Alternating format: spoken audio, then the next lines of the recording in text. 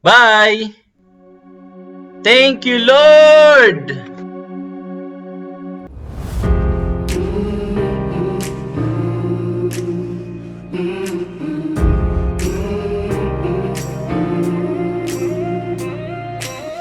There is no ocean that can't be parted. There is no mountain that can't be moved. I know there's help for the heavy-hearted.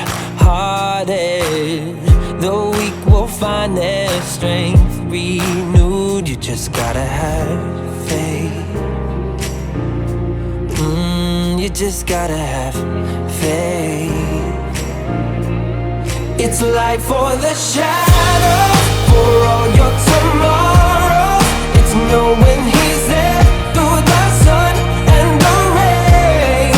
It's when you believe it before you can see it, and you can walk on, 'cause He's making a way. Just gotta have some faith. You gotta have some.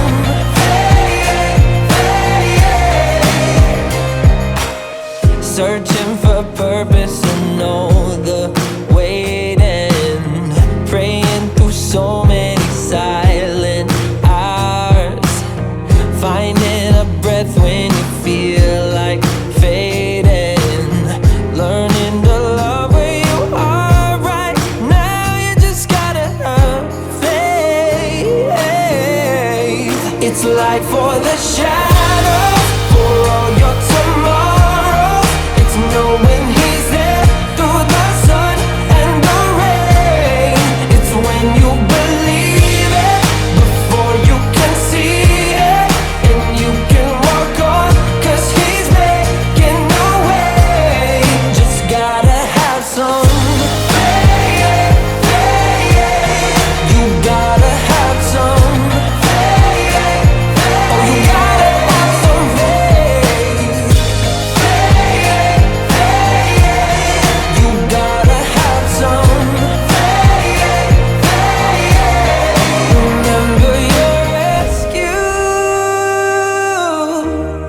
is standing beside you.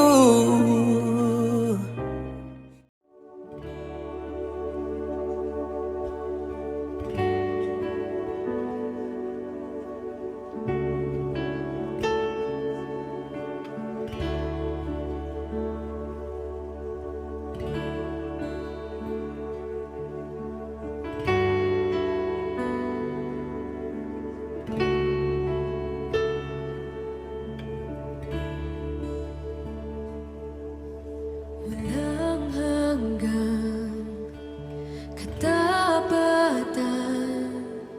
sa buhay ko'y lagi mong laan. Narito dahil sa biyaya mo, habang buhay magpupuri sa'yo. Pupurihin ka sa awit, itataas ang aking tinig, itatanghal sa buhay ko'y tanging Ikaw, O Diyos. Higit pa sa kalangitan, ang iyong kaluwalhatian, kadakilaan mo'y di mapapantayan. Jesus,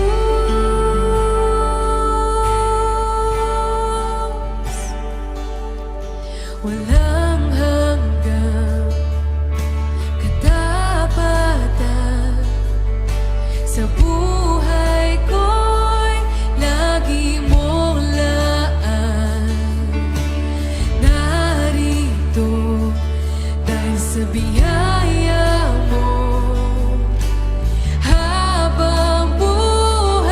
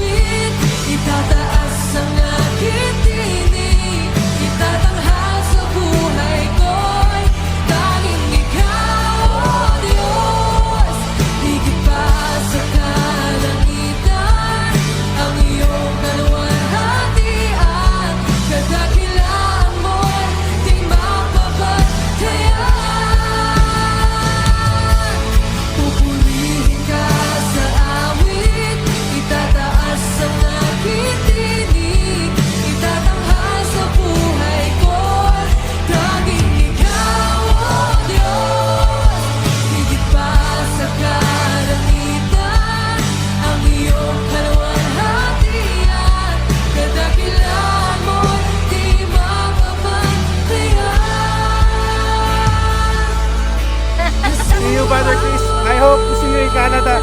Ay, nandito pala si Brother Chris. In Canada. Yes. Magiging pastor ka ron. Reserve our lucky me. Happy meal. Brother Chris, this is not goodbye, but this is farewell. See you soon. Dakilan mo'y Mike. Hello, Brother Quiz and Sis Ami. Welcome to Kuwait. Hope to see you somewhere around the world. See you. From ours to yours. Ako naman daw. Hindi ako masyado narinig. Nasa likod ko lang siya eh. Alam mo na yun. Hi, Brother Chris. So, this is it. Ingat doon sa Canada. And surely we will miss you. And huwag kang mag-alala at kami ay okay naman dito. But, of course, mamimiss ka namin. And, you will be always part of the family. Of course, the GCI, Grace Church International. Especially sa South. At ingat kayo dyan sa Canada. And I will love you. That's all. God bless, bro. God bless, and the whole Ria family.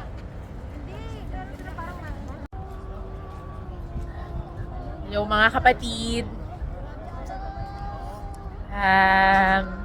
This is it, Pancit. Sinisip mo na. So we wanted to say to you, Brother Chris and Sis Ams, God bless and see you in your next journey. See you in the next journey. God bless. Alam naman namin nakasama niyo ang Panginoon on this journey kasi binabad sa panalangin tong next chapter ng nito ng buhay niyo sa Canada. So, we are very happy and very glad that you were able to join our mga kapatid din sila Sis Rona and Brother Marco, Brother Roy and Sis Joy din dun sa Canada. So, we wanted to say mamimiss namin kayo, but this is not goodbye, but see you there. Catch you later. See you. Babakasyon kami dyan. God bless. See you. We say see you. See you. See you. Sabay ko lang. We love you and we will surely miss you mga kapatid.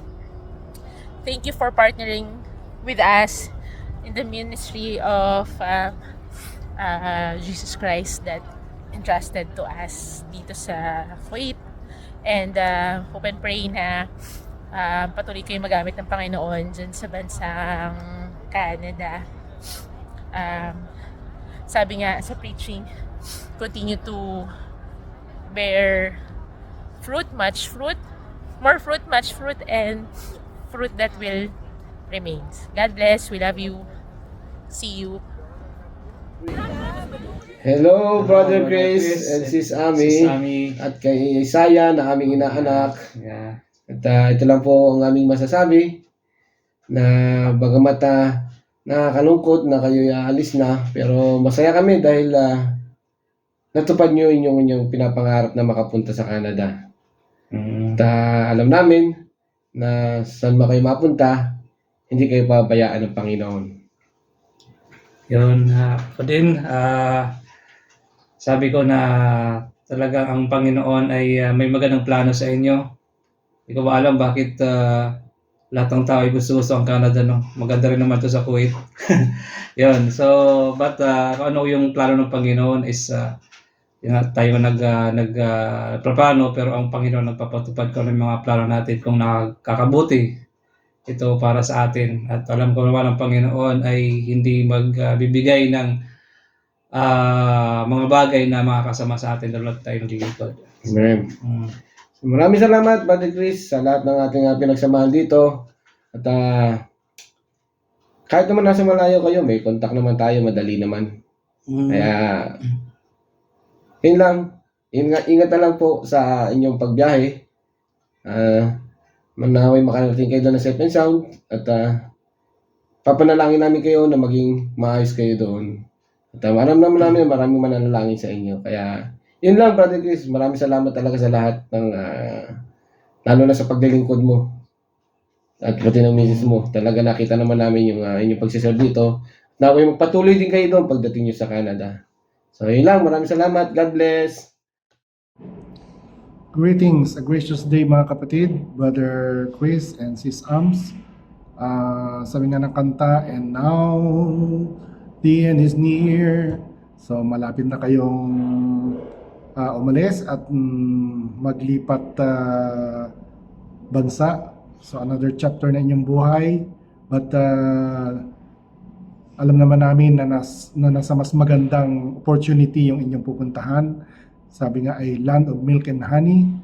But our prayer sa inyo ay patuloy kayong lumakad at patuloy kayong maglingkod sa ating Diyos na buhay at nawa patuloy yung ipagamit yung inyong mga talento. Parang kailan lang na kayo ay nagsimula sa inyong ministry, pero ito yung pagpapala ng Panginoon talagang hindi pwedeng pigilan. Kaya congratulations sa panibagong chapter. Nawa ay mas gamitin kayo ng Panginoon doon sa Canada. At talagang hinuhugot ng mga manggagawa natin papuntang Canada. So nawa ay magkita-kita kayo ng mga naroroon sa reunion at makapag-open din kayo ng mga gawain ninyo na kayo talaga mismo ang hahawak. So salamat sa inyong mga buhay at patuloy na inyong mga natutunan dito sa bansang ito, sa GCI especially, ay magamit ninyo sa inyong ministry for the glory of God. Amen. Maraming salamat. So, kayong magka-batch ni Brother Bong dati sa acoustic. I remember nung kayo ay nag-audition, talagang ini-enhance ng Panginoon, no? So, ginamit ang inyong mentor, si Brother Louis, sa inyong pagkikitara. Pero talagang ang lahat ng yan ay papuri sa Diyos. Kaya, kung may mga troubles, may mga hard times, huwag po kayong manghihina at patuloy kayong palalakasin ng Panginoon because strength will rise as we wait upon the Lord.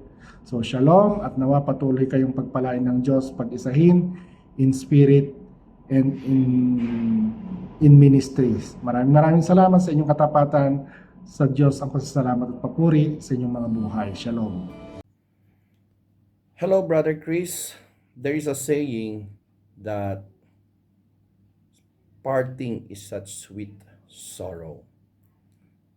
Sorrow because we will miss you guys. We will miss your lovely daughter, Happy. And of course, we will miss yung paglilingkod niyong dalawang mag-asawa. But it's sweet because we know that Jesus is bringing you there, not by accident, but by His purpose. Kaya kanya yung dadalhin doon. So, Brother Chris and Sister Ami, I pray that the Lord will continue to bless you wherever you're going.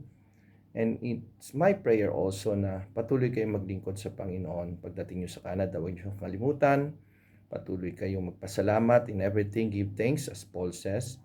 In everything, give thanks, for that is His will for us. So, Brother Chris and Sister Ami, muli, all the best. Ang dalangin ko, yung pagpapala ng Panginoon ay sumain nyo lagi. I declare yung blessing ng Deuteronomy 28 be with you.